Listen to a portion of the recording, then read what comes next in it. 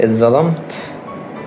انا عارف انك اتظلمت بجد، انا عارف انك عانيت، انا حاسس بيك وحاسس بوجعك وألمك، وقد ايه انتوا عانيتوا يا ناس يا جميلة يا محترمة يا ولاد الأصول، يا اللي قلبكوا في حتة بيضة جميلة ما بنلاقيهاش كتير في هذا الزمن أبدا، لأنكوا سبحان الله بتقدموا عطاء كبير من قلوبكم. أنا عارف وبتبقوا مستنين التقدير المطلوب، لكن ما بتلاقوهوش من ناس فعلا كنتوا حاسين ان هم اقرب ناس ليكوا، ولا قدروا ان انتوا ناس محترمة جميلة، ما قدروش شبابكوا ولا قدروا روحكوا الطيبة ولا قدروا اي حاجة.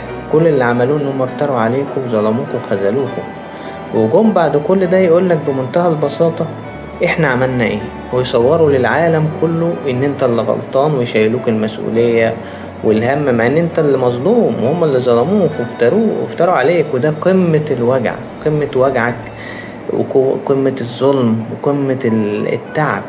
عشان كده احنا معاكم في رحلة تعافي حقيقية، ناس كتير الحمد لله رب العالمين تعافت معانا. فانتوا لو مستعدين ترجعوا لطبيعتكم الحلوة تاني، لو مستعدين ترجعوا الجواهر الحقيقية تاني، لو مستعدين ترجعوا انتوا كده كده ولاد اصول مش محتاجين ترجعوا، فيلا بينا نبدأ مع بعض هذه الرحلة الجميلة لاخواتنا في كل مكان، واهلنا الحمد لله بيتابعنا من كل انحاء العالم ولسه بادئين. ودي مش شطارة مننا لكنه فضل من الله سبحانه وتعالى، عشان مش عايزك تفضل بالوضع اللي انت فيه.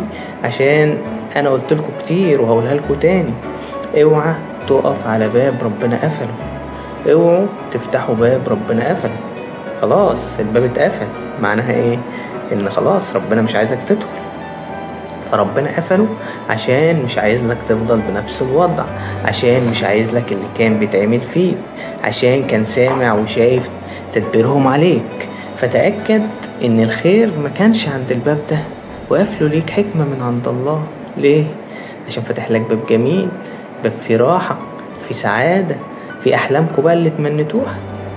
فما تقفش عند الباب ده، ما تعرفش لو وقفت هيحصل ايه، ما تعرفش لو فتحت هيحصل ايه. في ناس فضلت واقفة عليه بالسنين، وقفت بالسنين وفي الآخر اتضرت بعد علاقات خلصت وانتهت.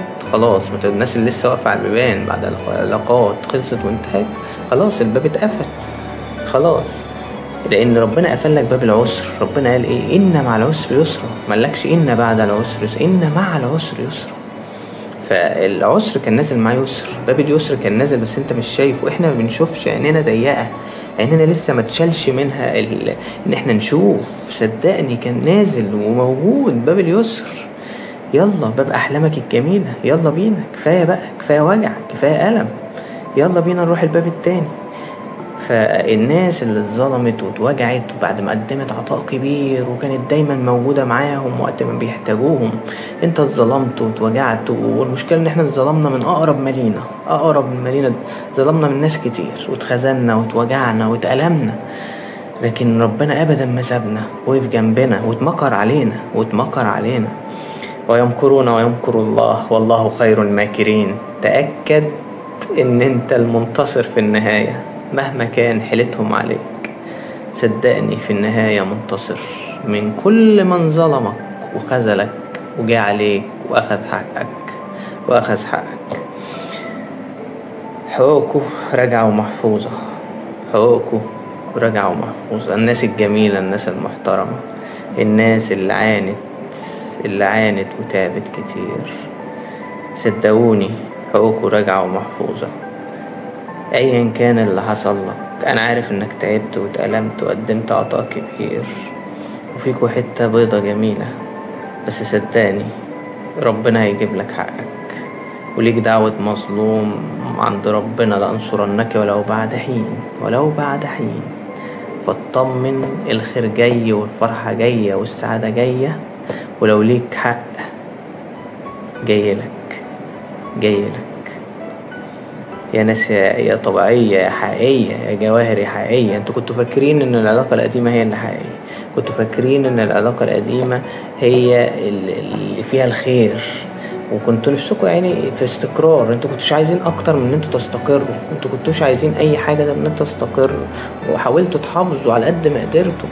هنقول لكم قصص واقعية بعد كده، تتابعوا معانا الرحلة بتاعتنا على اليوتيوب، موجودين في كل المنصات.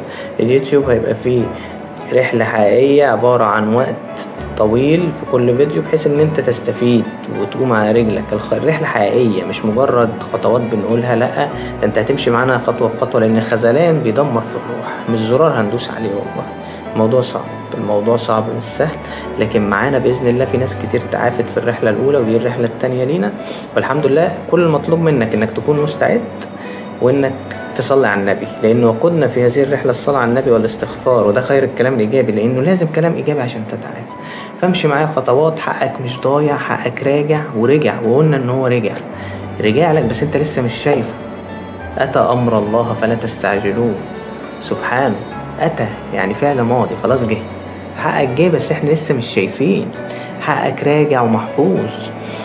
فليك دعوة مظلوم وربنا هيكرمك، وقلبك مكسور دعيتها وقلبك مكسور، محدش حس بدمعتك وانت نايم بالليل في ليل الوحدة. وحياة كل دمعة وكل كسرة وكل سجدة ان حقوقه راجعة ومحفوظة، وربنا وعدك بالنصر، وعد الحق. الله، الحمد لله انه ربي وربك، انه هيجيب لك حقك. انا عارف ان انت تعبان، وانا عارف ان انت مجوع، وانا عارف ان انت متألم.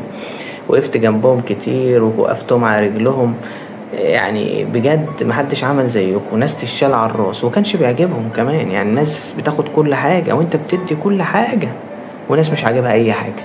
بدل ما يردوها تقدير واحترام ويشيلوكوا على الراس، ما انتوا اللي زيكم بتشال على الراس، انتوا ولاد اصول قوي على فكرة، مش وش بهدلة. اللي اتعمل فيكوا ده هم ما قدروش جمالكوا ولا شبابكوا ولا روحكوا الطيبة. الناس دي معرفتش قيمتك.